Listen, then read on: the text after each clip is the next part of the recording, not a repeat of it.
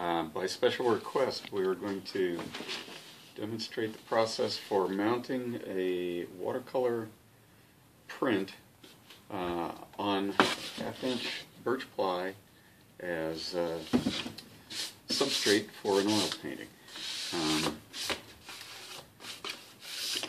Yesterday, I mounted a blank sheet to the back of this in order to counteract any bow that happens, because when you mount paper to birch, it swells up and then it shrinks and it will put a bow in the board. So if you do the same thing to both sides, it balances out and they come out equal.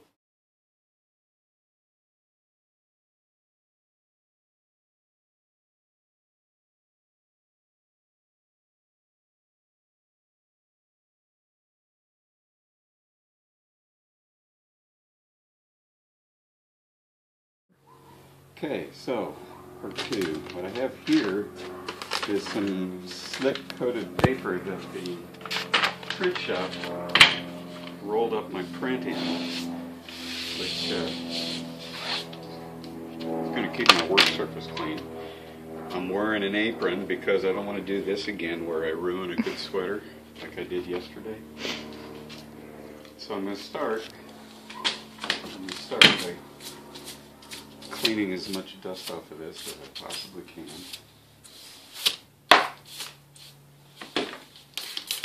And then I am going to let this plywood absorb a little water, just a little. And here's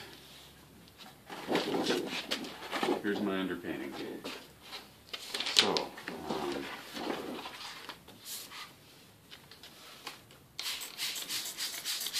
it's important that you let the paper absorb some water before you start, because as it absorbs water, it's going to expand. And if you just lay it on your matte medium, which is going to adhere it to the substrate, it will expand and you'll get air bubbles. I don't know if you can see, but this is just sucking this water up like nobody's business.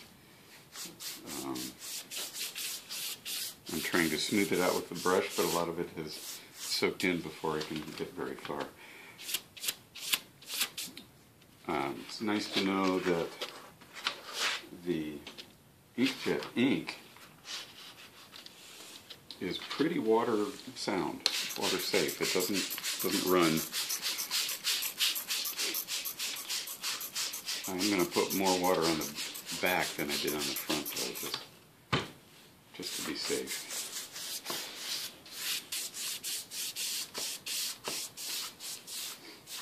You can see the ripples and wrinkles, I hope. That's from the paper expanding from absorbing water.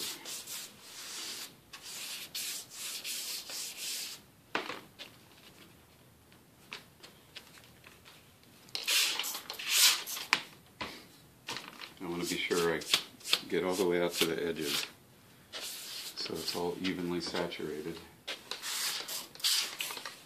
so that nothing is more expanded than in the other part of it, which is another reason for smoothing the water around, distribute it as evenly as possible. Okay, that seems to be going pretty well. So next thing I want to do, carefully here, because now that this is wet, it's a little bit fragile. It could tear. So I'm very carefully going to mark my corners by snipping to them with a pair of scissors like this, so that I know where the print fits on the plywood. Which means I'm going to be extra cautious about how I pick it up and move it.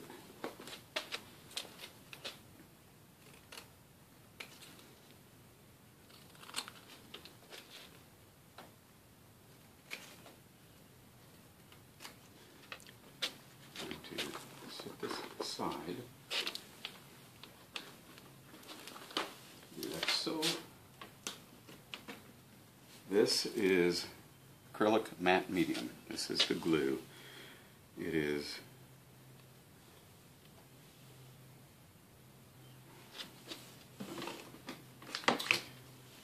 pre-moistened this brush.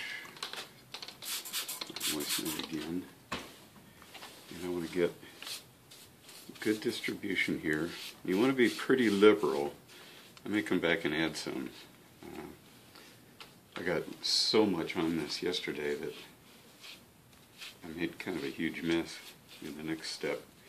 So I was trying to be a little less generous today. Actually, this may work out all right.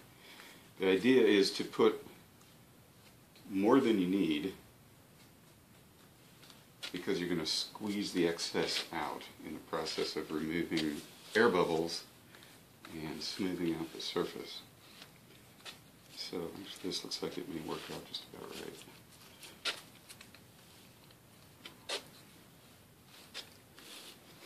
Get some of that excess there down here where it was a little thin.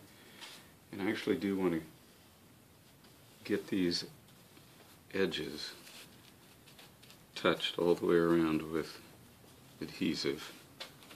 If some of it gets on the backside, that's alright. In an ideal world, the backside would stay perfectly pretty for the client. When they get it, it would be pristine white, but I know that's it's more important to get this job done right. And I can always cover the back with something cosmetic for presentation. At Daniel Smith's, where I get my supplies, they have a big roll of what amounts to black packaging paper. And I'll spray it, glue a sheet of that to the back of this, just to make it pretty when all is said and done. So I think I want just a little more.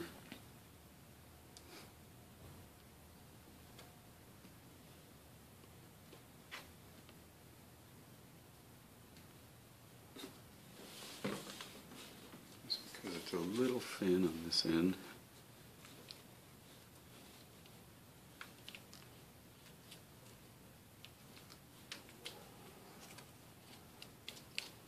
Make sure there's no dry spots. This whole edge was dry at a second look.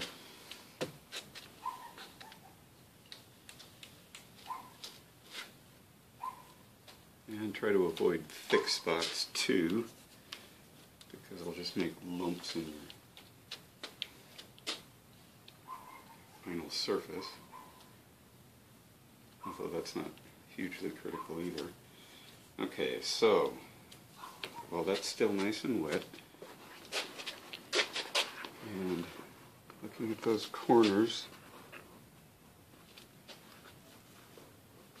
and I can tell this paper's expanded because it's bigger than the board, even though when I started they were identical. And that's expected. You're always going to lose something.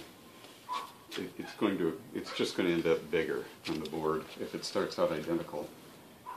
And I found that the paper will often expand more in one direction than it does in the other. It's just the weave of the paper. And I can check my fit by just pressing over the edge. I discovered that I wasn't to the edge of the paper on that side. And, yep, sure enough, it's actually slightly short, which is okay because there's going to be paint going down over this eventually anyway, and then it's going to go into a frame, so it's not going to be any big deal.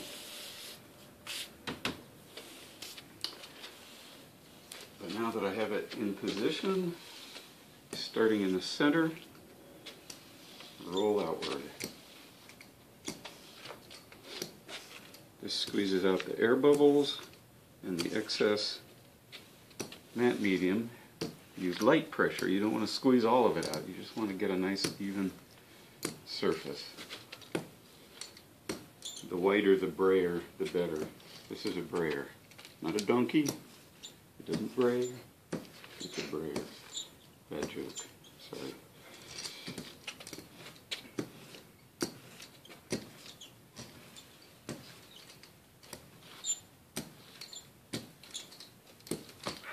I'm just watching for ripples and bubbles.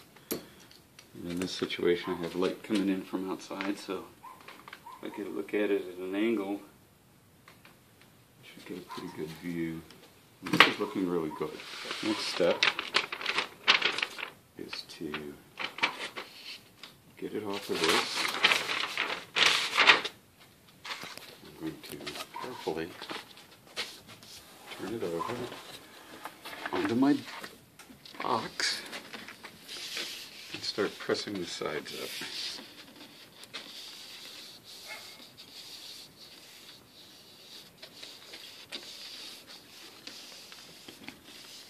I could, if I wanted, spread matte medium onto the back and fold this completely over. I think that might not be a bad idea.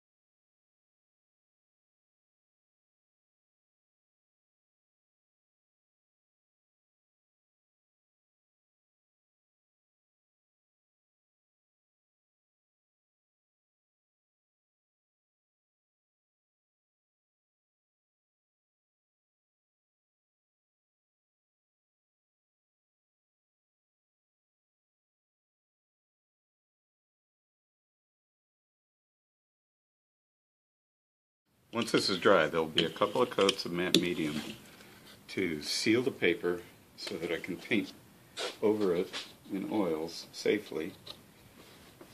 Make sure I stick that corner down. And then I'll be good to go. That's it for this step. So there you go. Thanks for watching.